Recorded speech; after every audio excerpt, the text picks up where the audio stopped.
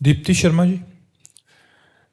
राधे राधे महाराज जी। महाराज जी, आप कह रहे हैं कि आप भारतीय क्रिकेट टीम के खिलाड़ी हैं। पिछली बार आए थे तो पहली बार भारतीय टीम ने वर्ल्ड कप जीता महाराज जी। इस बार फिर से खेलने जा रहे हैं किसी कप के लिए, तो महाराज जी कह रहे हैं कि आपके ऐसा आशीर्वाद या कोई ऐसे वचन जिसके लिए मैं और मेहनत या बेहतर बनने।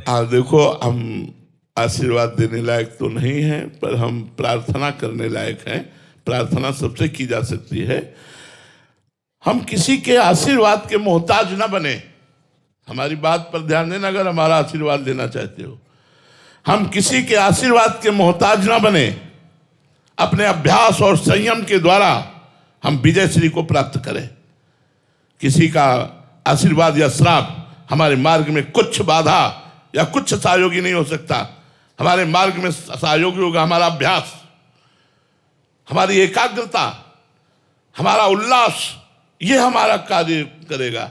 अगर हम एकाग्र ना हो, हम अभ्यास ना करें, तो कहते भगवान की कृपा से गोली दुश्मन की छाती में लग जाए, लग जाएगी? नहीं, आपने अभ्यास किया है। उसका अभ्यास किया तो 1 सेकंड में शूट कर देंगे।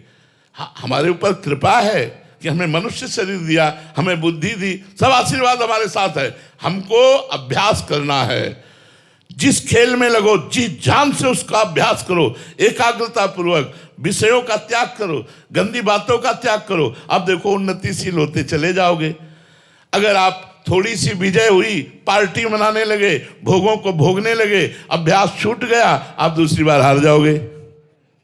आपका जीवन एक तपस्वी का जीवन है। आपका जीवन संपूर्ण भारत को सुख प्रदान करने वाला है। अगर कोई भी खिलाड़ी जीतता है तो खिलाड़ी का नाम पीछे होता है, पहले होता है भारत। और हम समस्त भारतवासी सुखी होते हैं कि हमारी टीम जीत गई, हमारी टीम जीत गई, हम जीत गए।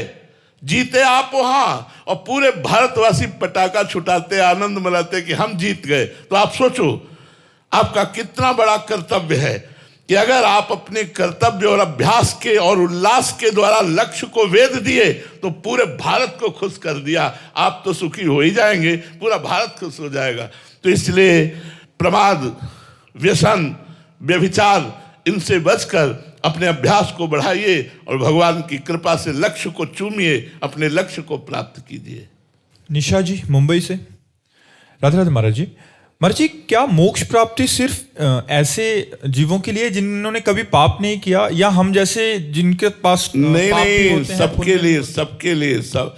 अरे अपने घर जाना है मोक्ष प्राप्ति, मतलब समझो। हम संसार में भटक गए हैं, हम सब एक ही परमात्मा के बच्चे हैं। हम भूल गए भोगों में, शरीर के राग में। जो कुछ वर्ष बाद छूट जाएगा, इसी भ्रम को नष्ट करने के लिए अध्यात्म मार्ग है, जिस मार्ग से चलकर हम अपने परमपिता परमात्मा को प्राप्त होते हैं। भगवान के दिव्य लोकों में दिव्य देह धारण करके उनकी सेवा में रहते हैं, या भगवत स्वरूप होकर भगवान में लीन हो जाते हैं। तो ये मोक्ष सबका अधिकार है, ये किसी जाति विशेष का नहीं है। पुरुष नपुंसक नारी वा जीव चराचर कोई, सर्व भाव भज कपट तज मोहि परम प्रिय सोई। चाहे स्त्री हो, पुरुष हो, कोई भी हो, पुरुष नपुंसक नारी वा जीव चराचर कोई, सर्व भाव भज कपट तज मोहि परम प्रिय सोई। सबको अधिकार है भगवान की प्राप्ति का। सब भगवान के बच्चे हैं, कोई बड़ा छोटा नहीं है। गलती सबसे होती है, हमसे पाप हो गए, अब उसका निवारण हम साधना के द्वारा करके भगवान की प्राप्ति करेंगे।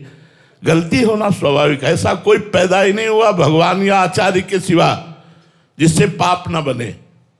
या तो भगवान और या तो भगवत स्वरूप गुरु आचार्य, उनकी बात नहीं कहते। नहीं, कोई नहीं पैदा हुआ जिससे गलती ना हो। गलती हो जाती है, लेकिन गलती का मार्जन भगवान के भजन के द्वारा, तपस्या के द्वारा हम करके पवित्र होकर भगवान को प्राप्त होते हैं।